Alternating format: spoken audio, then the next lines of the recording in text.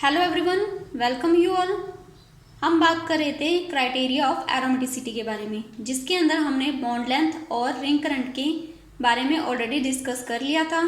इस वीडियो के अंदर हम बात करने वाले हैं एरोमेटिसिटी के नेक्स्ट क्राइटेरिया के बारे में, जो कि है एम्पिरिकल रेजोनेंस एनर्जी, जिसे मैंने यहाँ पर ERE से डिनोट किया है। तो सबसे पहले हम जानते हैं एम्पिरिकल रेजोनेंस एनर्जी होती क्या है। एम्पिरिकल रेजोनेंस एनर्जी डिफरेंस होती है एनर्जी ऑफ एक्चुअल स्ट्रक्चर और एनर्जी ऑफ हाइपोथेटिकल स्ट्रक्चर का, या जिसे हम यूँ भी बोल सकते हैं कि ये difference energy of delocalised structure और एनर्जी ऑफ लोकलाइज्ड स्ट्रक्चर का। जैसे कि हम एक एग्जांपल के अंदर देखते हैं। एग्जांपल के अंदर हमने लिया है बेंजीन। बेंजीन एक डिलोकलाइज्ड स्ट्रक्चर है, जिसकी एक लोकलाइज्ड स्ट्रक्चर अगर हम देखें तो साइक्लोहेक्साट्राईन होगी। इन दोनों की जो एनर्जी का डिफरेंस होगा वो एम्पिरिकल रेजोनेंस एनर्जी कहलाएगा। नेक्स्ट हम बात करते हैं कि अगर हमें एम्पिरिकल रेजोनेंस एनर्जी किसी हेटेरो एटॉमिक सिस्टम के लिए डिटरमाइन करना हो तो हम कैसे करेंगे। इसके लिए हमारे पास दो मेथड हैं। सबसे पहले है हीट ऑफ कम्ब्यूशन और दूसरा है heat of hydrogenation. Heat of combustion को हम मेज़र कर सकते हैं बॉम्ब कैलोरीमीटर से। तो अब हम इन दोनों के एग्जाम्पल देखते हैं। तो अब हम बात करते हैं हीट ऑफ कम्ब्यूशन की। हीट ऑफ कम्ब्यूशन एक्चुअल में डिफरेंस होता है heat of formation of product और heat of formation of reactant का। तो इसके अकॉर्डिंग अगर हमें एम्पिरिकल रेजोनेंस एनर्जी फाइंड करना होगा तो हमें जो एक्सपेरिमेंटल वैल्यू है हीट ऑफ फॉर्मेशन की, उसमें से जो थ्योरेटिकल वैल्यू है हीट ऑफ फॉर्मेशन की, उसे माइनस करना होगा।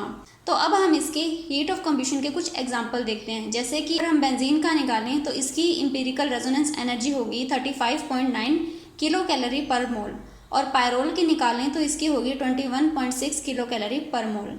नेक्स्ट हम बात करते हैं हीट ऑफ हाइड्रोजनेशन के बारे में। अगर इसके अकॉर्डिंग हम एम्पिरिकल रेजोनेंस एनर्जी को फाइंड करें तो इसका फॉर्मूला होगा heat of hydrogenation of a compound minus heat of hydrogenation of a hypothetical compound of similar structure with localised bond. तो अब हम एक एग्जांपल देखेंगे। इसके अंदर अगर हमें एम्पिरिकल रेजोनेंस एनर्जी निकालनी हो बेंजीन की तो हम करेंगे heat of hydrogenation of benzene minus heat of hydrogenation of cyclohexatriene. Benzene की अगर हम एनर्जी देखें तो 49.8 किलो कैलोरी पर मोल होगी, और अब हम साइक्लोहेक्साट्राईन की एनर्जी निकालेंगे। तो इसकी एनर्जी हमने कुछ इस तरीके से निकाली है कि अगर हम इसमें से एक हाइड्रोजन को ऐड कर दें तो ये एनर्जी होगी 28.6। इसके बाद में अगर हम फाइनली 3 हाइड्रोजन को ऐड करेंगे तो 3 × 28.6, तो फाइनली जो आंसर आएगा इनको जोड़कर वो आएगा 85.8 किलो कैलोरी पर मोल। तो ये जो वैल्यू है ये हम यहाँ पर रख देंगे। इसके बाद में हम क्या करेंगे, इन दोनों को माइनस कर देंगे, क्योंकि ये एनर्जी है रिलीज हो रही है इसलिए हम इसको माइनस में लेंगे। अब इन दोनों को क्या करेंगे, माइनस कर देंगे, फिर हमें जो आंसर मिलेगा वो मिलेगा 36 किलो कैलोरी पर मोल। इस तरीके से हमने देखा कि एम्पिरिकल रेजोनेंस एनर्जी क्या होती है और उसे किस तरीके से डिटरमाइन किया जाता है।